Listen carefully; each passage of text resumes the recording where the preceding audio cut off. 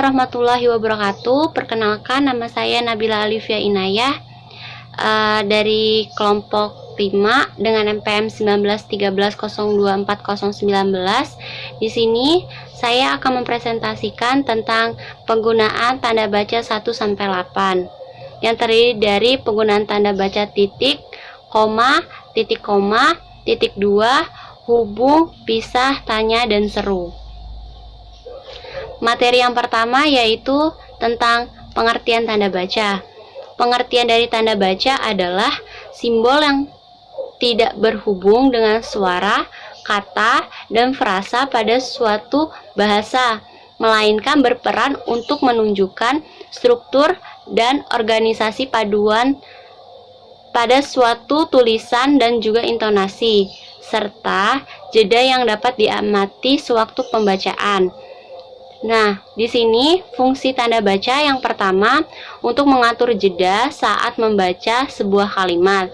Yang kedua, guna mengatur intonasi dengan membaca kalimat. Yang ketiga, guna memberikan penegasan kalimat seperti tanda tanya, kalimat perintah, atau kalimat berita. Nah, yang keempat, guna menggambarkan kata atau kalimat dalam sebuah tulisan. Dan yang terakhir, untuk menunjukkan tata kata yang ada dalam suatu artikel atau tulisan. Selanjutnya, penggunaan tanda baca titik. Tanda baca titik atau sering disimbolkan dengan simbol titik. Secara umum, kita tahu bahwa fungsi tanda baca ini adalah penutupan kalimat, terutama untuk kalimat deklaratif atau kita sebut dengan kalimat pertanyaan dan kalimat berita. Selain itu, tanda baca juga digunakan dalam penulisan gelar, singkatan, dan sejumlah angka-angka tertentu. Adapun penulisan tanda baca titik.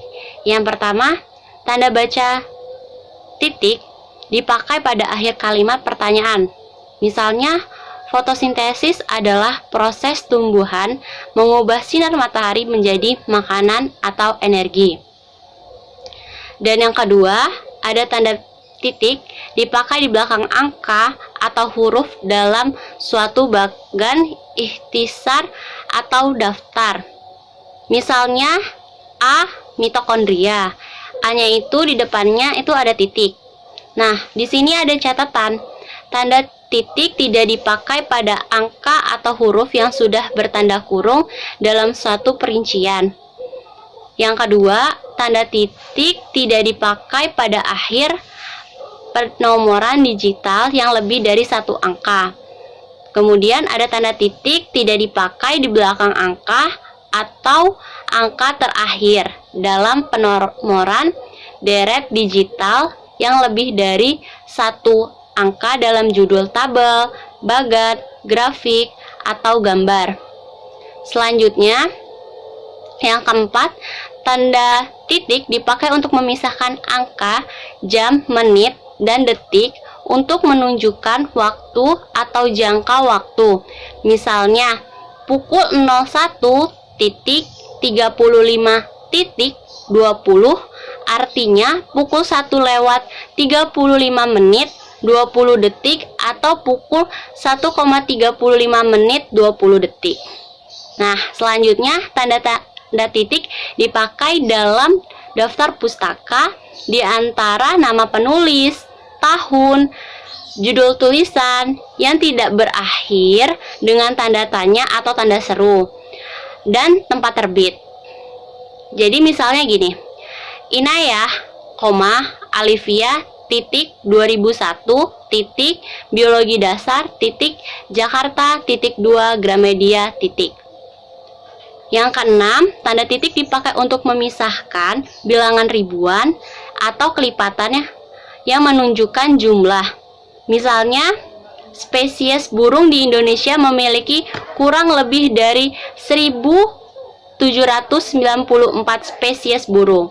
Nah, dari 1.794 itu ada 1000-nya itu dipakai titik.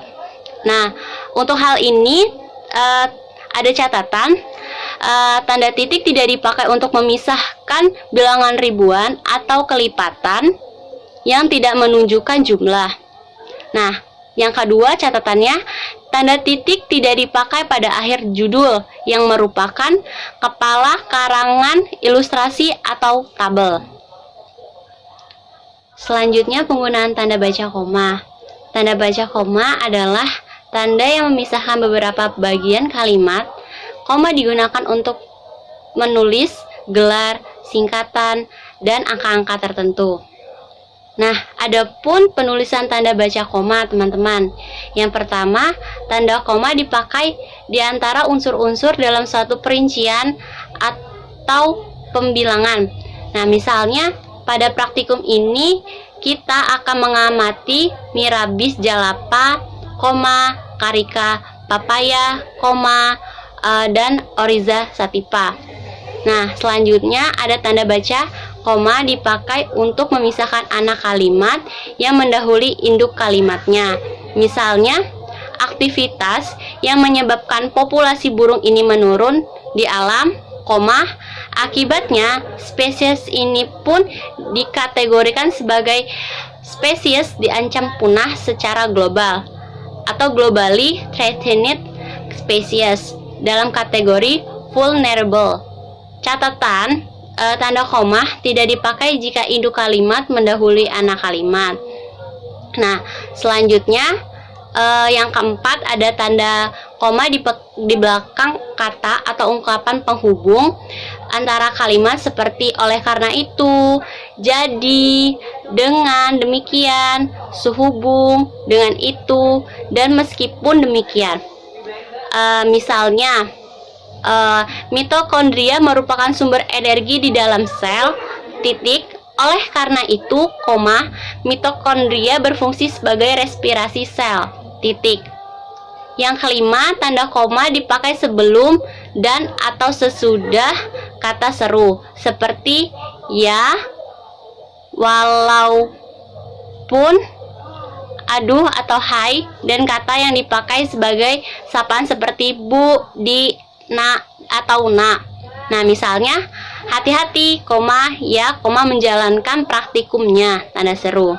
Selanjutnya, ada tanda koma dipakai untuk memisahkan petikau langsung dari bagian lain dalam kalimat. Misalnya, kata Nabila, koma, peningkatan status terancam bagi spesies tersebut tentu menjadi tantangan bagi upaya pelestarian burung di Indonesia.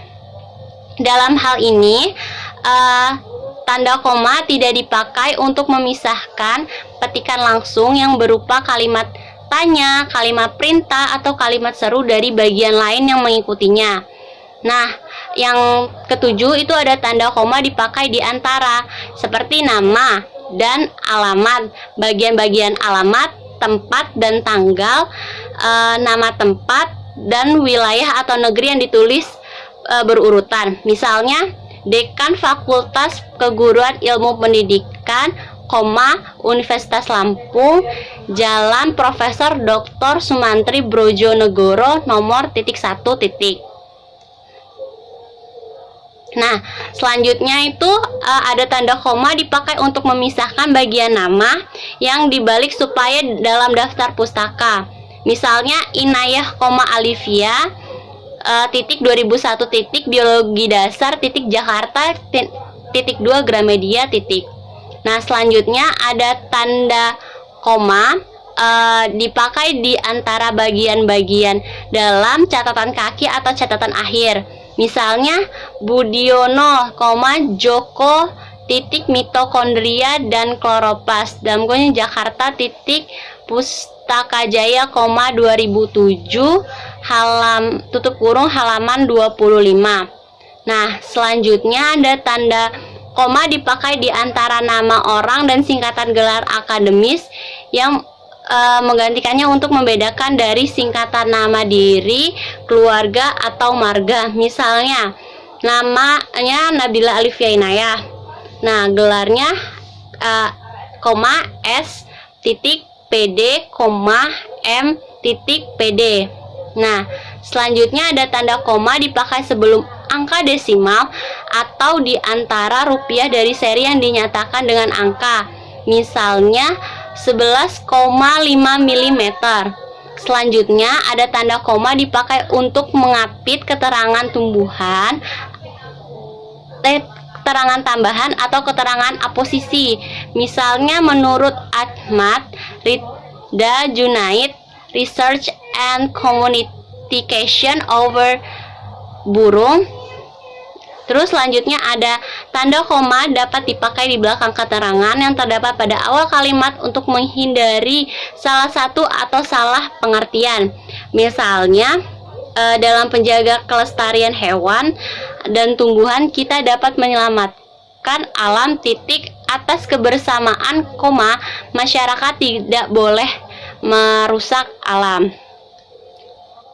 Assalamualaikum warahmatullahi wabarakatuh. Perkenalkan, nama saya Endri Duyanti, NPM 191302403.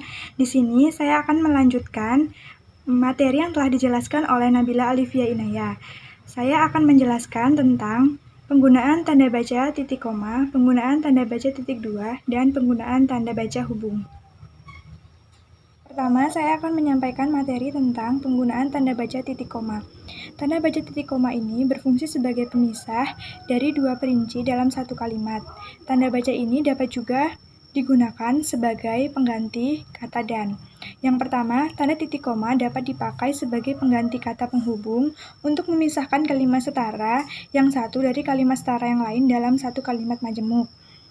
Nah, contohnya, matahari mulai terbenam, titik koma, kelelawar mulai keluar dari sarangnya.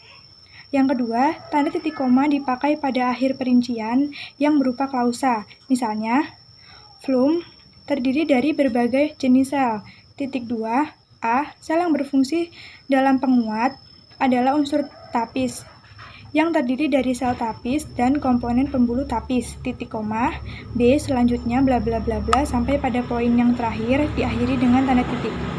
Yang ketiga, tanda titik koma dipakai untuk memisahkan bagian perincian dalam kalimat yang sudah menggunakan tanda koma.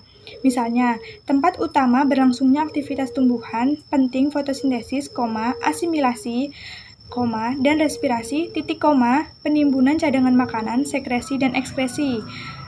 Pemisahan antara respirasi dan penimbunan cadangan makanan, sekresi, dan ekskresi ini dipisahkan oleh tanda titik koma.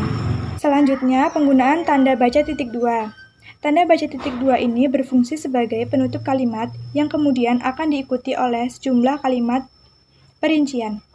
Yang pertama, tanda titik dua dipakai pada akhir suatu pernyataan lengkap yang diikuti pemerincian atau penjelasan. Misalnya, zat organik titik 2 pektin, protopektin, selulosa, hemiselulosa, lignin, dan lain-lain. Jadi, pektin, protopektin, selulosa, hemiselulosa, dan lain-lain ini merupakan perincian dari zat organik. Yang kedua, tanda titik 2 tidak dipakai pada perincian atau penjelasan yang merupakan pelengkap yang mengakhiri pernyataan. Misalnya, epidermis merupakan lapisan sel terluar pada daun, biji, batang, dan akar. Tanda titik 2 tidak diletakkan di dalam kalimat ini karena buah, daun, biji, batang, dan akar merupakan akhir dari pernyataan. Yang ketiga, tanda titik 2 dipakai sesudah kata atau ungkapan yang memerlukan pemberian. Misalnya, Ketua Pelaksana titik 2 Nabila Alifia Inayah, Sekretaris Pelaksana titik 2 Endri Duyanti, Bendahara Pelaksana titik 2 Taufik Rahmasuri. Yang keempat, tanda titik 2 dalam naskah drama sesudah kata yang menunjukkan pelaku atau percakapan. Misalnya, Zuhri titik 2, Bil, jangan lupa membawa bahan praktikum besok. Yang kelima, tanda titik 2 dipakai di antara jilid atau nomor halaman, surah dan ayat dalam kitab suci, judul dan anak judul, nama kota dan penerbit dalam daftar pustaka. Misalnya, Stevens T.A. dan L.A. Sukses 1989 Parents in Plant Development, second edition, USA, 2, Cambridge University. Selanjutnya, Penggunaan tanda baca hubung. Yang pertama, tanda hubung dipakai untuk menandai bagian kata yang terpenggal dan pengganti baris. Misalnya, zat yang dapat merangsang pembentukan antibodi jika diinjeksikan ke dalam tubuh dinamakan antigen. Kata diinjeksikan tidak cukup ditulis dalam satu kalimat, jadi di tanda hubung injeksikan. Injeksikan ini diletakkan di kalimat kedua, di baris kedua.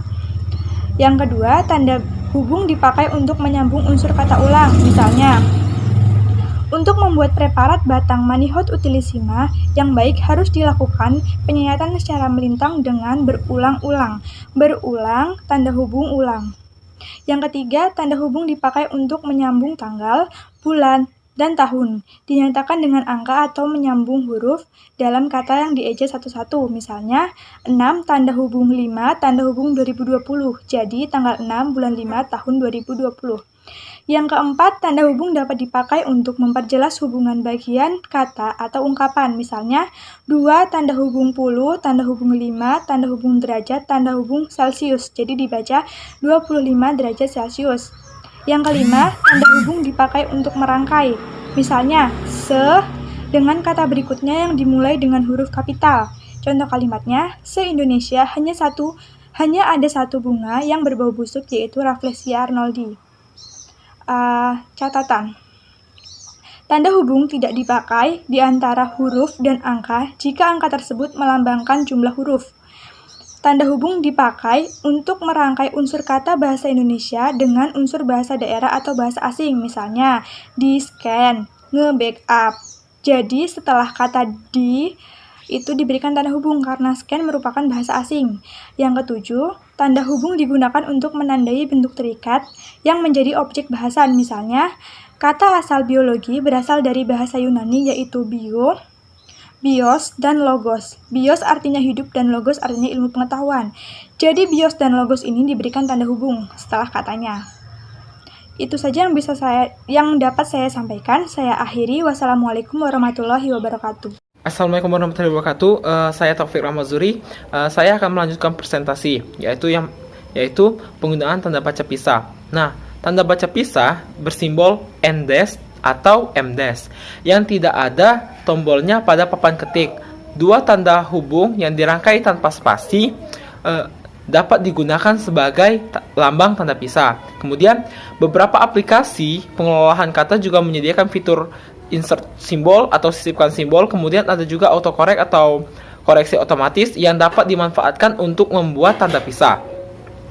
Penting diingat bahwa tidak ada spasi sebelum atau sesudah tanda hubung atau tanda pisah.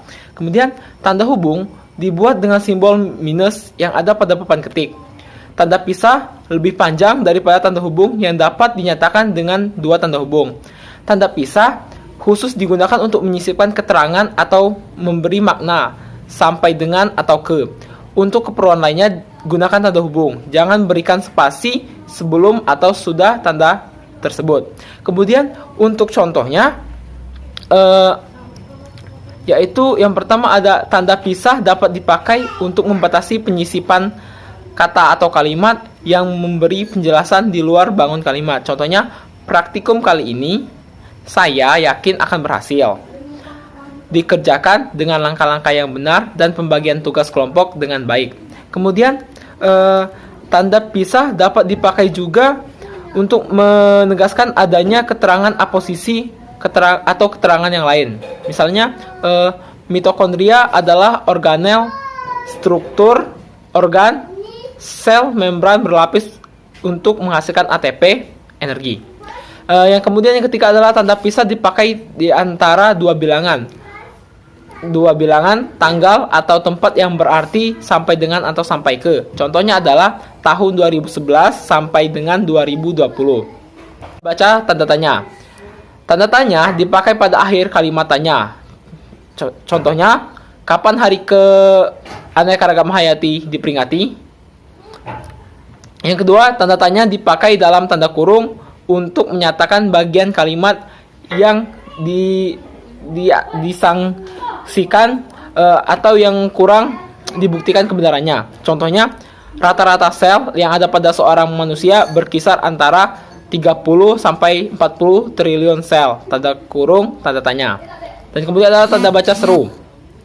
Tanda seru dipakai untuk mengakhiri ungkapan atau pertanyaan yang berupa seruan atau perintah yang digambarkan kesungguhan, ketidakpercayaan, atau emosi yang kuat. Nah, contohnya adalah buanglah sampah pada tempatnya. Nah, yang terakhir adalah kesimpulan. Kesimpulan, bahasa adalah suatu alat komunikasi antar sesama manusia yang pada dasarnya juga merupakan suatu yang khas bagi manusia.